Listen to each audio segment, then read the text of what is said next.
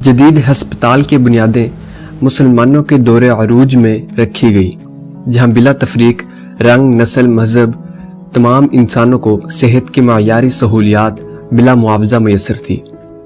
Video شروع سے پہلے میں بتاتا چلوں کہ اس ویڈیو میں تمام مواد ڈیوڈ شیانس کی تحریر the Islamic root of the modern hospital سے لیا گیا ہے، اور اس تحریر کا لنک آپ ویڈیو کی ڈسکرپشن سے لے سکتے ہیں۔ اور میں نئے آنے والے دوستوں سے گزارش کروں گا کہ ہمارے چینل عدل ٹی وی کو سبسکرائب کر لیں اور ساتھ بنے بیل آئیکن کو بھی پریس کر لیں تاکہ ہر آنے والی ویڈیو آپ تک پہنچ سکے۔ ڈیوڈ شیانس عسکری و طبی تاریخ کے موضوعات پر لکھتے ہیں، بطور انسان ہمارا تعلق چاہے کسی بھی خطے سے ہو، ہم یہی توقع کرتے ہیں کہ ہسپتال ایک ایسی جگہ ہو جہاں ہم درد و تکلیف سے نجات پائیں اور بیماری یا حادثات کے وقت علاج کے لیے مدد حاصل کر سکیں۔ بے شمار خلفاء، سلاطین، اہل علم اور طبی معالجین نے روایات سے قدیم علم اور ثقافتی طریقوں کو اپنایا ہے اور ان میں اپنی تحقیق شامل کر کے آنے والی صدیوں کے لیے علمی خزانے اور تحقیق کی بہتری کے لیے کردار ادا کیا ہے۔ مسلم دنیا کا بیمارستان یعنی کہ بیمار افراد کی پناہ گاہ نہ صرف جدید ہسپتال کا حقیقی پیش خیمہ تھا، بلکہ جدید ملٹی سروس ہیلتھ کیئر اور میڈیکل ایجوکیشن سینٹر سے عملی طور پر مختلف بھی نہیں تھا، کیونکہ بیمارستان ایسے عمر رسیدہ اور معذور افراد کو بنیادی دیکھ بھال بھی فراہم کرتے تھے جو خاندان کی طرف سے دیکھ بھال سے محروم رہتے تھے۔ دور حاضر کے جدید میڈیکل سکولز کی طرح وہاں بھی ہسپتالوں سے منسلک لائبریریاں موجود تھی۔ سینئر معالجین طلبہ کو اپنے سیکھے ہوئے علم کی روشنی میں براہ راست مریضوں کے علاج میں رہنمائی دے کر ان کی عملی صلاحیتوں میں اضافہ کرتے۔ ہسپتالوں میں طلبہ کے امتحانات لیے جاتے، جس کے بعد ان کو ڈگریاں جاری کی جاتی۔ نورالدین بیمارستان یا نوری ہسپتال دمشق کا ایک ہسپتال اور میڈیکل سکول تھا جو 12ویں صدی میں قائم ہوا تھا اور آج عرب دنیا میں میڈیسن اینڈ سائنس کے میوزیم کے طور پر موجود ہے۔ اگرچہ بیمار افراد کے لیے قدیم زمانے سے مراکز موجود تھے، لیکن ان میں سے بیشتر سادہ اور بنیادی ضروریات و نگہداشت کے ڈھانچے سے محروم تھے، اور ان سہولیات میں بہتری کا سلسلہ یونانی عہد 323 تا 331 قبل مسیح میں جاری رہا، لیکن یہ سہولیات بیمار افراد کو محض ایک مخصوص جگہ تک محدود رکھنے سے زیادہ نہ تھی۔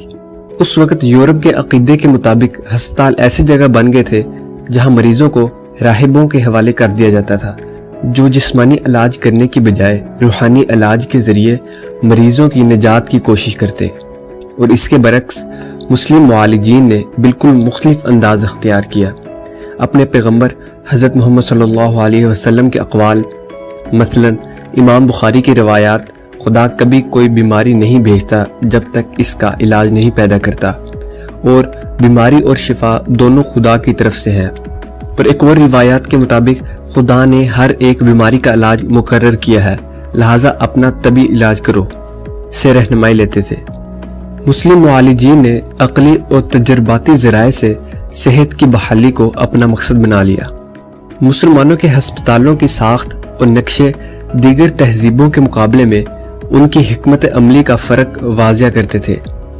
مغرب میں ہسپتالوں میں بیماروں کے بستر ایسی جگہوں پر بچھاتے تھے جہاں سے مریض روزانہ کی بنیاد پر مذہبی سرگرمیوں کو دیکھ سکے۔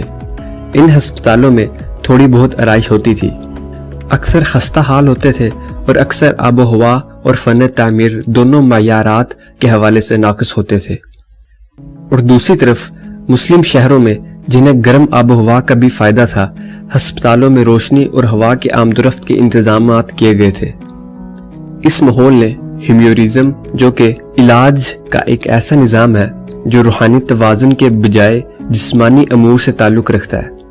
ہیمیورزم ایسا طبی نظریہ ہے جس کے مطابق انسانی جسم 4 بنیادی سیال مادوں یعنی کہ فلوئڈ سے بنا ہے، جن کے درمیان توازن کسی انسان کی بیماری یا تندرستی کا تعین کرتا ہے۔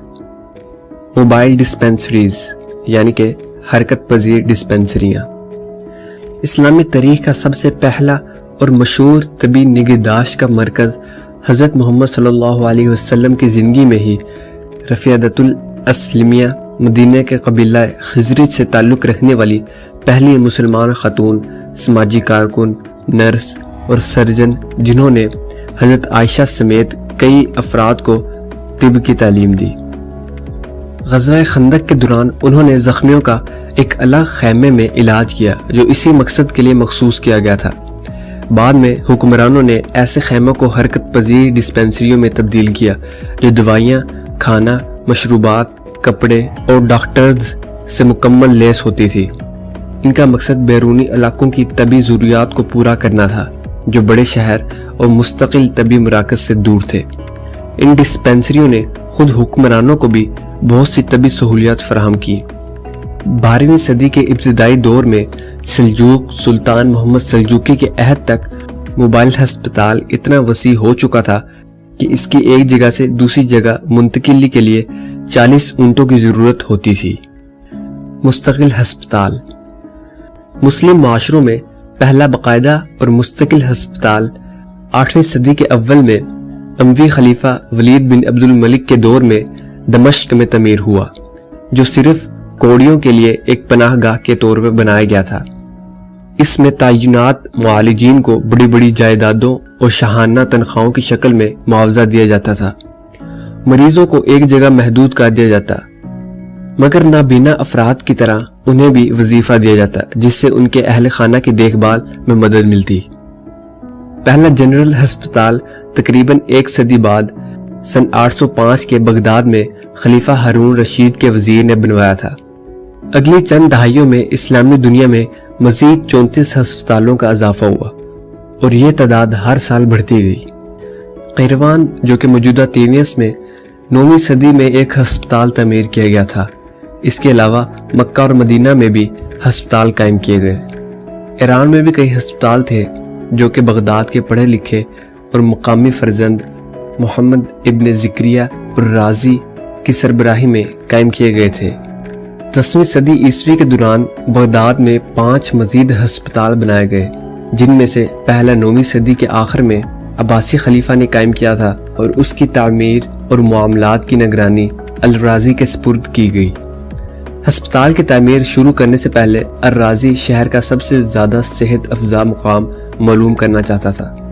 اس نے شہر کے مختلف حصوں پہ تازہ گوشت کے ٹکڑے رکھے اور کچھ عرصے بعد اور یہ جانچ پڑتال کی کہ کون سا گوشت کم سے کم سڑا ہوا ہے، اور پھر اس مقام پر ہسپتال کی بنیاد رکھی۔ جب یہ ہسپتال کھلا تو اس میں 25 ڈاکٹر کام کر رہے تھے، جن میں آنکھوں کا ڈاکٹر، سرجن اور ہڈیوں کے امراض کے ماہر شامل تھے۔ ہسپتال میں ڈاکٹروں اور مختلف شعبہ جات کی تعداد مسلسل بڑھتی رہی، یہاں تک کہ سن 1258 میں منگولوں نے بغداد کو تباہ کر کے اس سلسلے کا خاتمہ کر دیا۔ مصر میں پہلا ہسپتال سن 1872 میں فسطاط موجودہ قاہرہ کے جنوب مغرب حصے میں مصر کے عباسی گورنر احمد ابن طولون نے تعمیر کروایا۔ اب تک کے دستاویزات کے مطابق یہ پہلا ہسپتال ہے جہاں عام بیماریوں کے ساتھ ساتھ ذہنی بیماریوں کا بھی علاج کیا جاتا تھا۔ 12ویں صدی عیسوی میں سلطان صلاح الدین نے قاہرہ میں ناصری ہسپتال قائم کیا، جو کہ اپنے زمانے کا بہترین ہسپتال تھا۔ ہسپتال کی تکمیل سن 1884 میں ہوئی اور یہ 15ویں صدی عیسوی تک قاہرہ میں ایک بنیادی طبی مرکز رہا۔ جس انداز میں آج جدید ہسپتال بنے ہوئے ہیں، روایتی اسلامی ہسپتال کو بھی ایسے ہی مختلف شعبہ جات مثلاً پورے جسم کو متاثر کرنے والی امراض، سرجری، امراض چشم، ہڈیوں کے امراض اور ذہنی امراض میں تقسیم کیا گیا تھا۔ ان ہسپتالوں میں ایک سینیٹری انسپیکٹر بھی موجود ہوتا تھا جو صفائی ستھرائی اور حفظان صحت کے طریقوں کو یقینی بنانے کا ذمہ دار ہوتا تھا۔ اس کے علاوہ اکاؤنٹنٹ اور دیگر انتظامی عملہ موجود ہوتا تھا جو ہسپتال کے مالی اور دیگر معاملات کو طے شدہ معیار کے مطابق یقینی بناتا تھا۔ ہر ہسپتال میں ایک سپرنٹینڈنٹ بھی موجود ہوتا تھا جو پورے ادارے کی انتظامیہ کی نگرانی کا ذمہ دار تھا۔ ڈاکٹرز کے کام کے اوقات مقرر ہوتے جو اپنی ڈیوٹی کے دوران آنے والے مریضوں کا علاج کرتے۔ ہر ہسپتال میں نرسوں کا اپنا عملہ ہوتا تھا۔ طبی عملے کی تنخواہیں قانوناً مقرر تھی اور ہر ہسپتال ان کو دل کھول کر معاوضہ ادا کرتا تاکہ بہترین طبی ہنرمندوں کو راغب کیا جا سکے۔ وظیفے سے حاصل ہونے والی آمدنی میں بعض اوقات مریض کو ہسپتال سے برخاست ہونے پر تھوڑا سا معاوضہ بھی دے دیا جاتا تھا۔ سرکاری بجٹ کا ایک حصہ بھی ہسپتالوں کی بحالی پر خرچ ہوتا تھا۔ مریضوں کے لیے ہسپتال کی خدمات مفت تھی، البتہ انفرادی معالجین کبھی کبھار فیس وصول کیا کرتے تھے۔ آخر میں 13ویں صدی عیسوی میں قاہرہ کے ایک ہسپتال کے حوالے سے پالیسی بیان کرتا چلوں۔ ہسپتال تمام مریضوں، مردوں اور خواتین کو اس وقت تک داخل رکھے گا جب تک وہ مکمل طور پر صحت یاب نہ ہو جائیں۔ ان کے صحت یاب ہونے تک کے تمام اخراجات ہسپتال برداشت کرے گا، چاہے وہ دور سے آئے ہوں یا قریب سے، خواہ وہ مقامی باشندے ہوں یا غیر ملکی، طاقتور ہوں یا کمزور، تعداد میں کم ہوں یا زیادہ، امیر ہوں یا غریب، ملازم ہوں یا بے روزگار، اندھے ہوں یا اشاروں سے بات کرنے والے، جسمانی مریض ہوں یا ذہنی، اور خواندہ ہوں یا ناخواندہ۔ ہسپتال میں داخلے اور ادائیگی کی کوئی شرائط نہیں ہے۔ یہ ساری خدمات خدا کی عظمت کا اظہار ہے جو بڑا مہربان ہے۔ یہ جو پالیسی میں نے بیان کی ہے، یہ المنصور قلاوون بیمارستان قاہرہ سن 1286 کی پالیسی ہے۔ اگر اس ٹاپک پہ مزید تفصیلات بیان کی جائیں تو ویڈیو بہت لمبی ہو سکتی ہے۔ جو ان کے آپ سے ملاقات ہوگی اگلی ویڈیو میں، تب تک کے لیے خدا حافظ۔